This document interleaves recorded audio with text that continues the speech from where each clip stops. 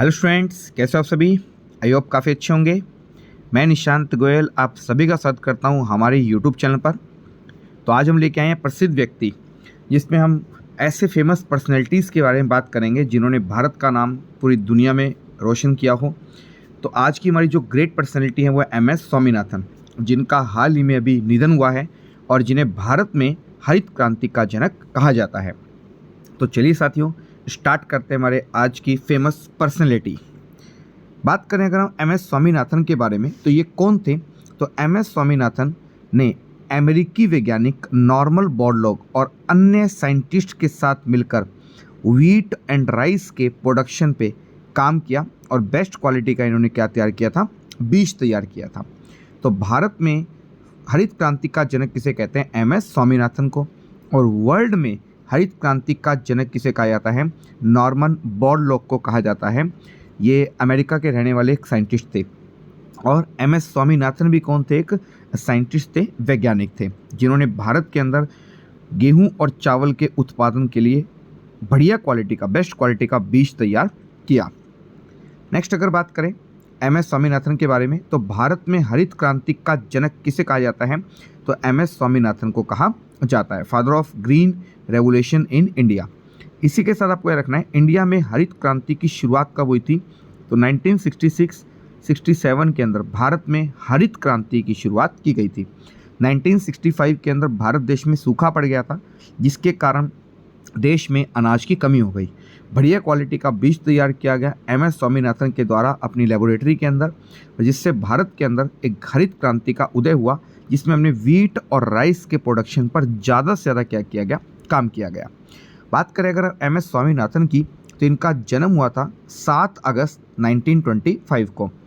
निधन हुआ था इनका 28 सितंबर 2023 को। हाल ही में इनका क्या हुआ है, निधन हुआ है।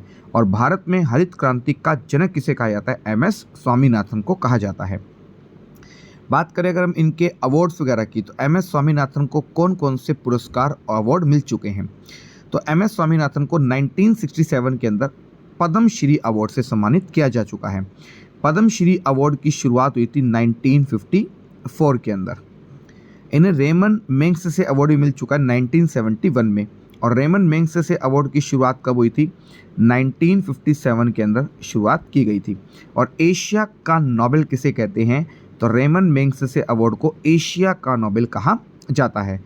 और ये प्राइज़ मनीला, फिलीपींस के देश से दिया जाता है, रेमन मैग्सेसे से अवार्ड। 1972 के अंदर पद्म भूषण अवार्ड भी मिल चुका है। पद्म भूषण अवार्ड की शुरुआत हुई थी 1954 के अंदर। 1986 में अल्बर्ट आइंस्टीन वर्ल्ड साइंस पुरस्कार भी मिल चुका है MS स्वामीनाथन को। अगर हम और अवार्ड की बात करें इनकी, तो इन्हें 1987 के अंदर वर्ल्ड फूड सेफ्टी अवार्ड से सम्मानित किया जा चुका है। 1989 में पद्म विभूषण पुरस्कार से भी सम्मानित किया जा चुका है। पद्म विभूषण जो है वो ये भारत का सेकंड लार्जेस्ट सिविलियंस अवार्ड है। भारत का सबसे बड़ा पुरस्कार है भारत रत्न, सेकंड पर आता है पद्म विभूषण, थर्ड पर आता है पद्म भूषण और फोर्थ पर आता है पद्म श्री। जिनके आगे पद्म वर्ड लगा है, इन्हें हम पद्म अवार्ड के नाम से भी जानते हैं। और ये पद्म अवार्ड की और भारत रत्न की शुरुआत हुई थी 1954 के अंदर।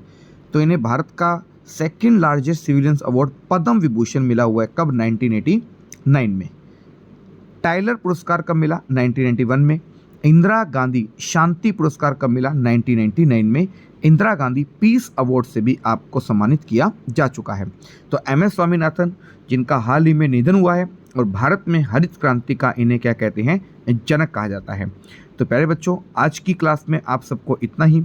वीडियो कैसी लगी कमेंट बॉक्स में कमेंट करके जो बताइएगा। इसी तरीके से हम आपके लिए एग्ज़ाम रिलेटेड फेमस पर्सनैलिटीज़ को लाते रहेंगे, जो आपके एग्ज़ाम के लिए काफ़ी यूज़फुल रहने वाली है। तो थैंक यू स्टूडेंट्स, खुश रहें, स्वस्थ रहें।